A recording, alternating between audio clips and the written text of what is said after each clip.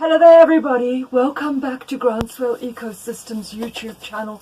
Thank you for watching, thank you for liking, thank you for sharing, thank you for subscribing. As I said, mine is a work in progress. I think, people talk about their superpowers. I definitely think that my superpower is the age-old skill of making a fool of myself, and part of my learning process is that I'm putting my skills out there that I have, that I feel can contribute to any kind of eco-positive, groundswell, environmentally supportive action. And yes, I have been making clothes since I was a tiny twat, running up and down with needles and scissors and things. And yes, this is something that I've done forever, and I thought it was time to start putting this into an environmental context. When you stop buying and buying and buying clothes constantly, and you start treasuring what you own, you glam it up for Mother Earth, you make the ordinary extraordinary, and you manage to slow down fast fashion. There are many negative effects of fast fashion, not least the social welfare aspects of people who work for fast fashion companies and work in terrible conditions in quick manufacturing factories. But there's also the environmental effect of lots and lots and lots of water wastage in the clothing manufacture process, dyes from the manufacturing process that go into the water supply, and lots of excess clothing which lands up in landfill. So every single time we can articulate a process or get into a process which is about slowing down consumption and in fact elevating our concepts of consumption is an amazing way forward. Our ideas of clothes ownership are really very much post-industrial. Prior to that, people hand-sewed, people kept their clothes for years. An item of clothing was something that you had. It was not something that was just frivolous. Clothes got shared, clothes got passed down. Now, of course, I'm not advocating that we go back to a pre-industrial world.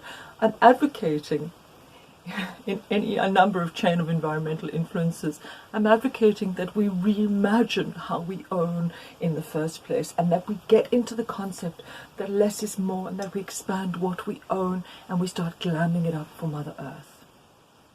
So every single time you hold on to something and you make it more extraordinary than it ever was, you are doing something. Every little thing counts. Something is better than nothing. You are doing something for Mother Earth. Let's glam it up for Mother Earth. Make the ordinary extraordinary. Covet what you own. And slow down fast fashion. What we're going to be looking at today is the fifth in the series of 6 videos about the 6 main key skills with which you alter your clothes. Obviously we make things bigger. Yeah, I made that frock of mine a bit bigger. We make things slimmer, we make things shorter, we make them longer. What we also do is we basically embellish things, which is just an absolutely, of course, time-old art of embellishing, decorating, making special, adding onto things to to build them up and to make them extraordinary. So that is our 5th skill. The last skill of all is really when you take a garment and you entirely resculpt it, and that will be the last in this series. I will be doing workshops at some point in time within this year, in which case they will be live, and there will be a case of checking and looking at different and ingenious creative solutions to the clothes alterations problems and solutions that people bring to bear.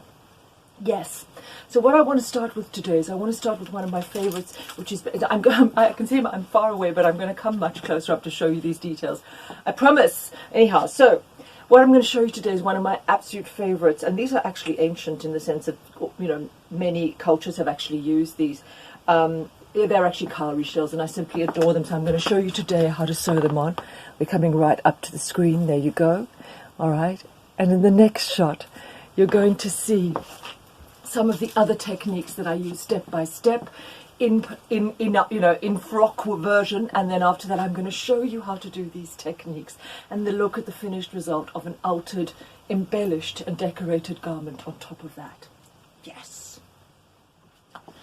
So there you go everybody, that first little number was showing the cowrie shells, all right, which is going to be the main sort of exercise of this video, is actually putting cowrie shells on another dress.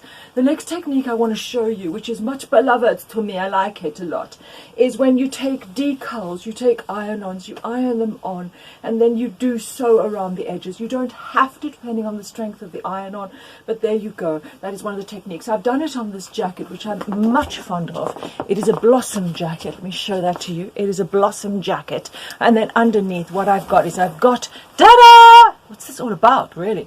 What I've got over here is I've got birds. I couldn't resist them. I had to have some birds on a frock. Birds and blossoms. So there you go. That is when you basically iron on and then you sew around the edges, and I'll be showing you that technique as well. This little number, I cannot deny, is one of my favorites. This little blossom jacket. Getting the blossoms down off the trees and getting them stuck all over you, that's really the plan. Glamming it up for Mother Earth. Hi. The next technique I'm going to show you in this little number, which always makes me laugh, I'll explain why in a second. The next little number I'm going to show you is how to put on little blossoms. Now, I am a fan of the blossom. I am a fan of the blossom in real life, and as in on trees and everything, but I'm also a fan of the blossom in all its duplicate forms. Right, this dress always makes me laugh, by the way, because it always makes me think of kind of you know, like the Kirov in 1904. It's like knock out some ballet. You know what I'm saying? It's proper one of those, like at the bar, you know, Olga. It's all good. There you go. Hello. The next technique I'm going to show you is none other than... Sorry. It's none other than, again, a time-honored favorite, and a fascinating time-honored favorite. In its ancient art, it's an extraordinary, detailed ancient art. And it is, of course, lace. I love a bit of lace. I've never gotten over it. I've never grown out of it. I've never come to terms with it. I love lace. I love lace. That's who I am. I know who I am. I'm a lace lover. I can't come to terms. I can't let it go. Right. So what I did is I put more of it on me. Right. What I had here was some kind of little lacy job, but I wanted to make it like extra frantic. I wanted to like Barbara Cartland it up to the nines, like an edge. You know what I'm saying? Giving it an edge. That punk, Barbara Cartland, wild, crazy man, just lived in a pile of pink cushions with 23 dogs. Where can you go wrong? You can't go wrong with lace. Sorry.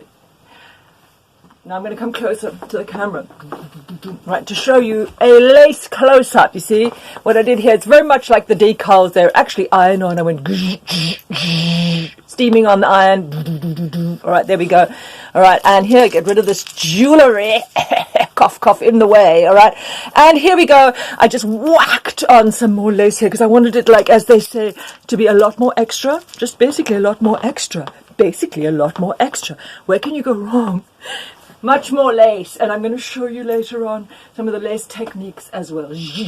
Iron it on. It's all good. Right, lace, lace, lace, modern lace, ancient lace, lace up trees, lace on you, lace it up, live it up, lace it up. There you go.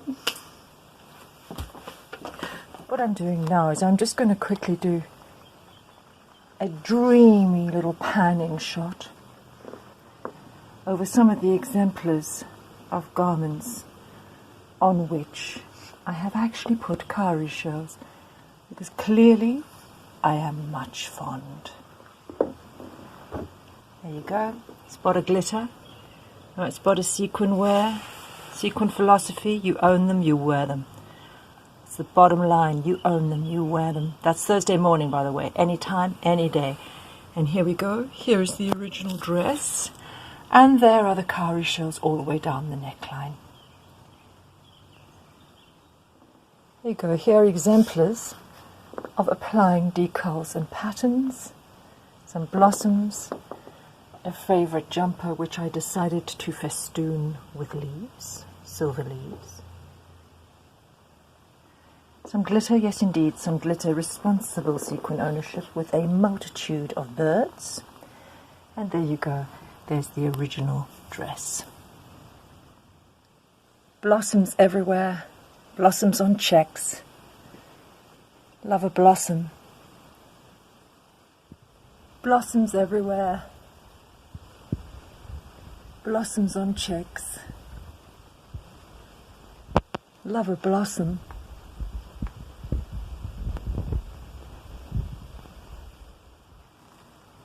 Here you go. It's the original dress. Little satin blossoms you can buy everywhere. Satin blossoms on sequins, and there is the original dress. And there we go. Lots and lots and lots of lace. Lace is good. Pick yourself up, Barbara Cartland. Lace is good. Lace makes life better. Well, there's a philosophy for you. Lace makes life better. Now what I've got laid out here is a selection of all the different additional bits that you can put onto garments. Certainly in the ones I'm sampling here, there are the blossoms, there's the decals, there's the cowrie shells, and there's the lace. Okay, and I'm going to demonstrate these techniques one by one.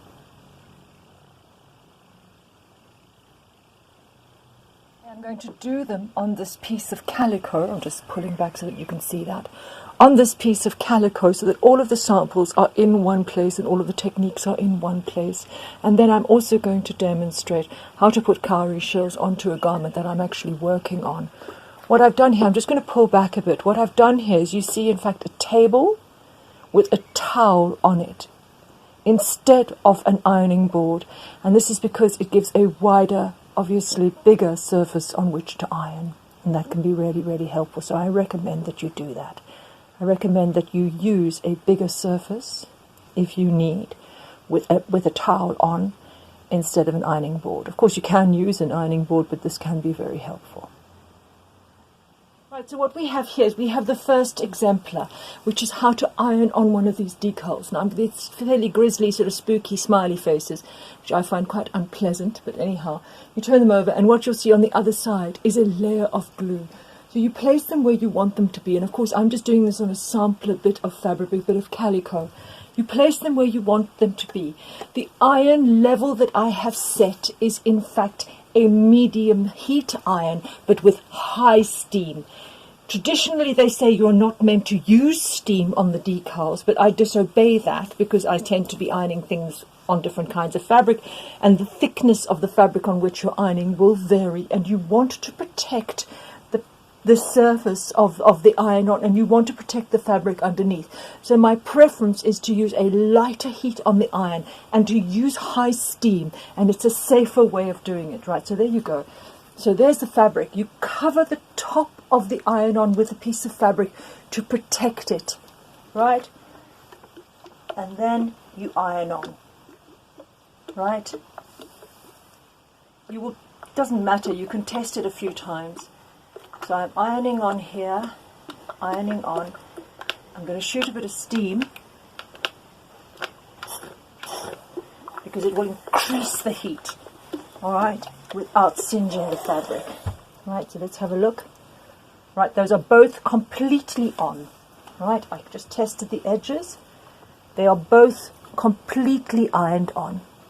Right, you can see that they are really, really strong there. What I am going to do is I'm going to sew around the outside, and I'm going to zoom very, very tightly in so you can see that sewing process. As you can see, obviously these have been done by ironing. You do not need to sew around the edge if you don't want or don't need. It is my preference. You're a hard-wearing life. Okay, so I'm going to show you that next, how to sew around the edges. Now what we have here are the gorgeous, gorgeous, sort of strangely gothically lit ancient tools of the trade.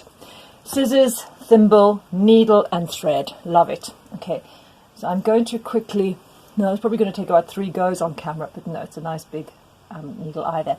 I'm going to quickly thread the needle, all right. I'm using quite a long bit of thread because I want it to go as far around as possible. There you go. And here I'm just knotting the edge. I'm knotting the end. You just twirl it around on itself. Okay, so I'm doing this quite quickly.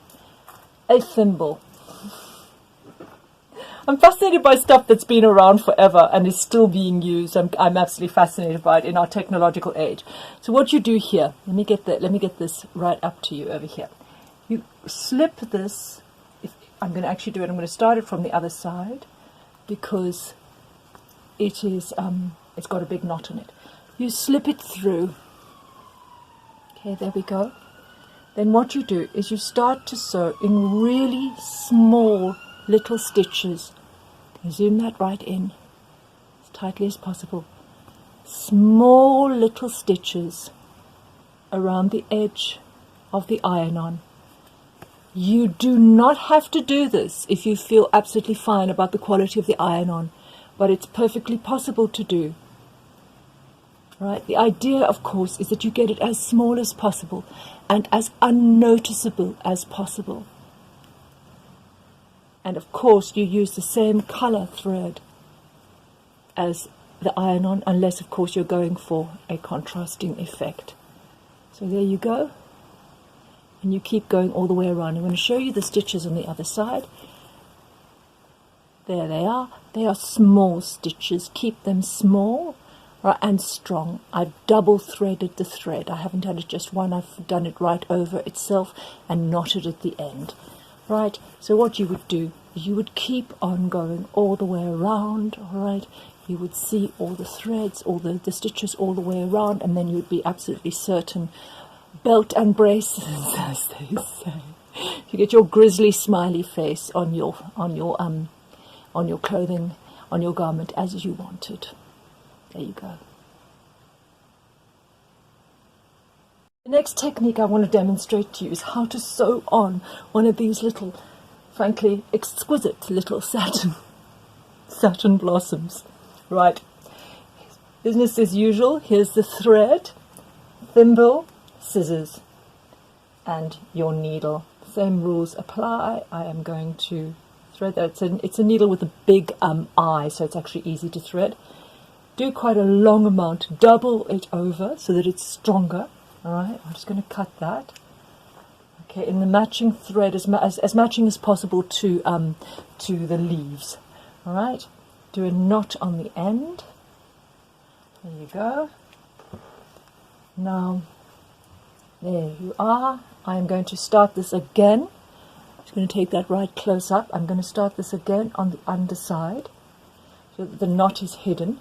And then what you do is you just kind of very carefully go through from, I'm just trying to get the light on there. You very carefully go through on the underside of the little blossom, and you keep on going round the other side as well. You want to really get it firmly attached because they are quite small and delicate. So you see here, I'm just zooming in, holding it, so you can see I'm doing it on that underside, the side underside. Right, there you go. Keeping on going. You can just catch the pink. That's not a problem because you won't be seeing that because it's covered by the blossom on top. There you go. And it's beginning to get stronger and stronger, okay, in terms of being attached.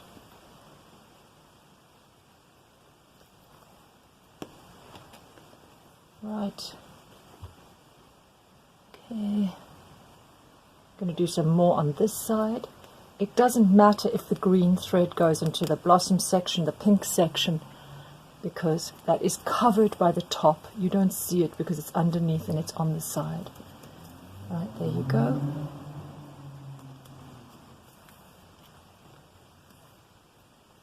Right, I'm trying to get that as close as possible so you can see. Doesn't take all that much. And what you can see there is that that is really quite strong. It's still got its shape, it still jumps up and out, but it's really quite strong. There you go. Right, when you want to finish it off, you just put the thread through to the other side. There you can see all the little bits of sewing there, bits of thread, and then you just go over it a few times to strengthen it when you finish it off. There you go. Okay, and cut the thread.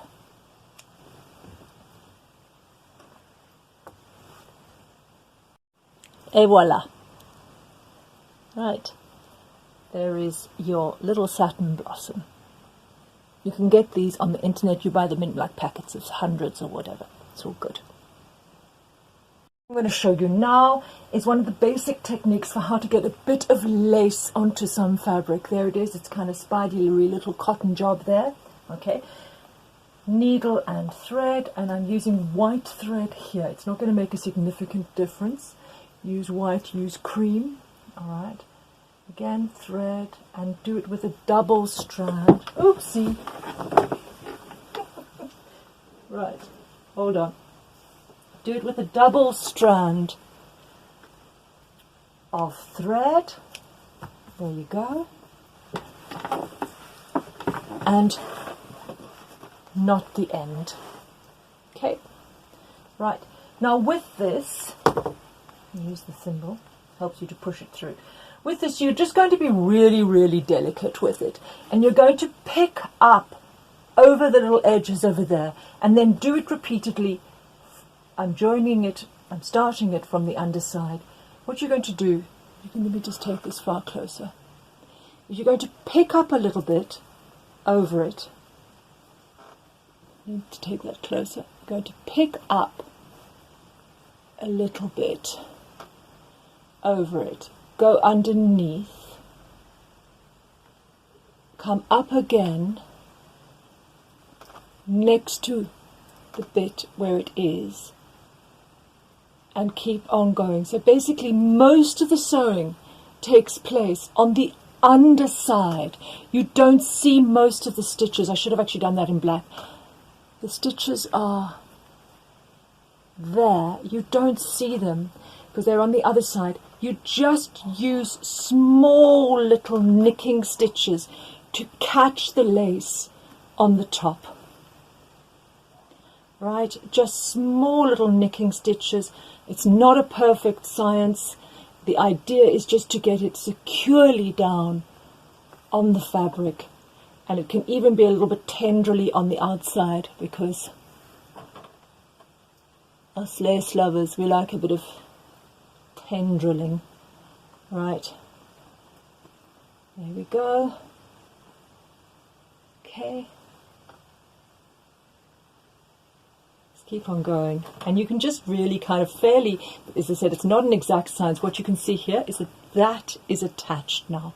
All right, you would go around and in, etc. as well. Keep on going. You just pick it up, and you do most of the stitching is hidden underneath. You just nick the little relevant bits as you go around. You don't see the thread, and most of it is kept underneath, and then it just gets stronger and stronger and stronger. As you can see there, that is actually holding on. Okay, so that's a bit of a fine art. That might be a little bit of a meditative moment for those so inclined. If you're into sewing on cobwebby lace and dealing with tendrils, might take you into a slight meditational moment unintentionally. There you go. These three techniques. On the lace, I've sewn down half of it and it's still strongly attached on that side. To the iron-ons, started sewing down just on the side there. All right, down to the satin blossom, which I sewed on the sides and sides. Strong enough. Threads look like that. The stitches look like that. And there the stitches are light on the inside, but far larger than on the outside, because you're hiding most of the stitches. There you go. There you go. Satin blossom, iron-ons, and sewn on lace. to show you here is I want to show you the next technique, which is obviously the sewing on the Kari shell, something I'm extremely fond of. This dress, which is actually a machine embroidered short knee length dress, is one that I'm going to put Kari shells down here along the neckline. Now, why would I do that, you would think, when it's perfectly lovely as it is? The honest truth is simply because I like the slight variation in texture and colour. And I think that sometimes it can be just close enough and just far enough to make it really resonate and really interesting. That's what I think.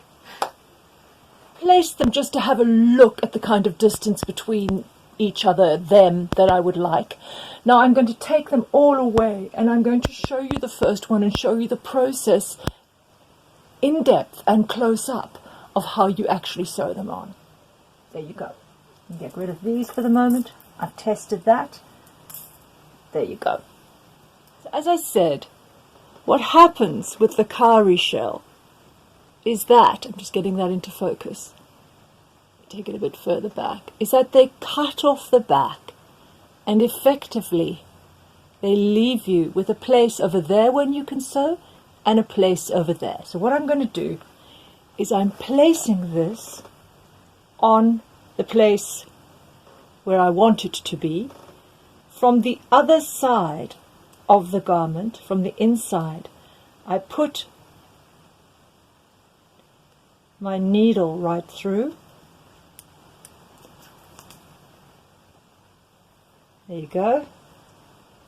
Right, the needle is right through. And there I start to do little loops on the side of it and through.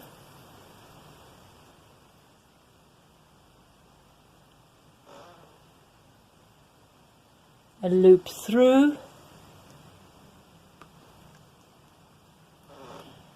and what happens is the one side starts to get sewn down where the hole is, and now I'm going to start sewing on the other side.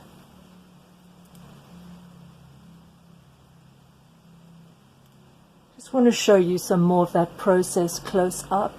So once the thread is through the middle, you start catching the fabric and pulling it through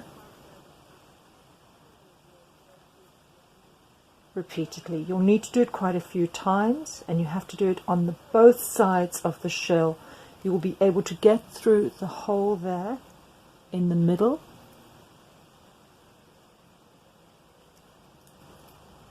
There you go. Okay, and then you move on to the next shell by putting your thread behind the fabric. So as you can see there, I've just done the one side, keeping the spacing even,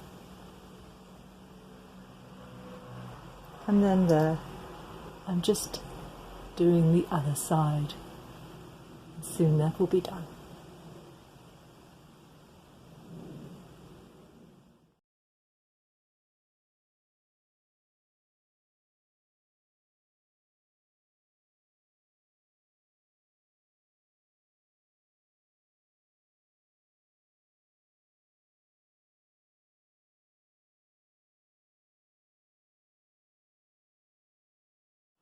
So there you go. I've now gone and put the shells on both sides there, all right, and on that side, and now I'm going to try it on. Ta-da! So there you go, it's on. I kind of like it because it's delicate with the embroidery, but it still gives it a little bit of that extra something, there you go. Right. So thank you so much for watching. Thank you for subscribing. I'm Nicola Kench. This is Groundswell Ecosystems YouTube channel. They'll have all the little buttons down there, the little thing that says subscribe. You'll get notifications if you press the little bell of new videos that come up. In the forthcoming weeks and months, I'm going to be tackling different environmental issues and going through what we can do about them on a day-to-day basis, as per my website, in which it is basically everyday and systemic steps to an eco-positive groundswell, We have to make the connections between the big picture and what we can do on a ground level, because this is what gives us agency in the environmental movement. That's why I call it eco-positive. Yes, in terms of the slow and fast fashion response, really it is project alteration.